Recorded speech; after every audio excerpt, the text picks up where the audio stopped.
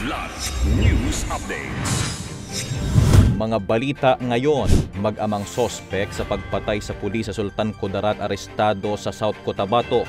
KC-130 at Osprey aircraft lumapag sa Basco para sa Joint Philippine Military Drills. 4.7 million smuggled na sigarilyo sa Cotabato nasabat. Ako po si Cesar Soriano para ihatid ang nangungunang mga balita sa buong kapuluan ngayon. Arestado sa hot pursuit operation ang mag-amang itinuturong sospek sa pagpatay sa isang pulis sa Isulan, Sultan Kudarat.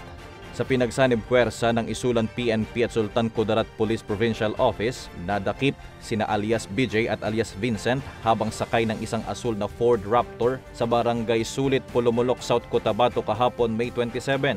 Ang dalawa ay sinasabing sospek sa pagpatay kay Police Executive Master Sergeant Geoffrey Angub na naka-assign sa Bagong Bayan Municipal Police Station na pinagbabaril habang naglalakad pauwi sa Isulan madaling araw ng May 27. Personal grudge ang tinitingnang motibo ng PNP sa krimen. Muling lumapag ngayong umaga sa paliparan ng Basco, Batanes ang KC-130 aircraft ng Sandatahang Lakas ng Estados Unidos para maghatid ng mga sundalong kalahok sa Kamandag 09-2025 exercises. Ang kamandag o kaagapay ng mga mandirigma sa dagat ay taunang joint military exercise sa pagitan ng Philippine Marine Corps at US Marine Corps na layong paigtingin ang kakayahan ng mga sundalo sa pagtugon sa mga banta sa seguridad at proteksyon ng soberenya. Bukod sa KC-130, dalawang MV-22 Osprey ang lumapag din sa Chadpidan, Basco, isa sa mga lugar kung saan isinasagawa ang Maritime Key Terrain Security Operations na lalahukan ng humigit kumulang 300 sundalo mula Pilipinas at Amerika.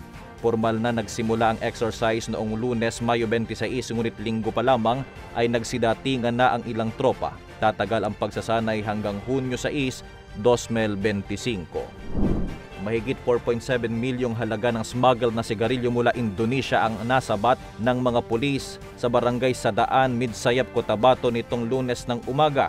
Ayon kay Brigadier General Arnold Argente, hepe ng SOC Sergeant Police, inaresto ang sospek na si alias Ron, 41 anyos, residente ng Kalingangan, Bukidnon. Minamaneho nito ang itim na wing van CBB-7736 na naharang sa checkpoint ng Regional Intelligence Division -12 dakong alas 7:30 ng umaga. Nadiskubre sa loob ng truck ang 120 kahon ng Walton cigarettes na itinago sa ilalim ng mga sako ng ipa. Kinabahan umano ang sospek sa inspeksyon at kalaunay inamin ang tangkang pagpupuslit. Tinatayang nasa 4,714,800 pesos ang kabuoang halaga ng mga sigarilyo. Isinuko na ang mga ito sa Bureau of Customs habang nakakulong na ang sospek sa Midsayap PNP para sa pagsasampa ng kaso. Para sa Kidlat News Channel, ito si JP Adaw, nag-uulat. Ako po si Cesar Soriano, kasama nyo sa bawat pagputo ng balita.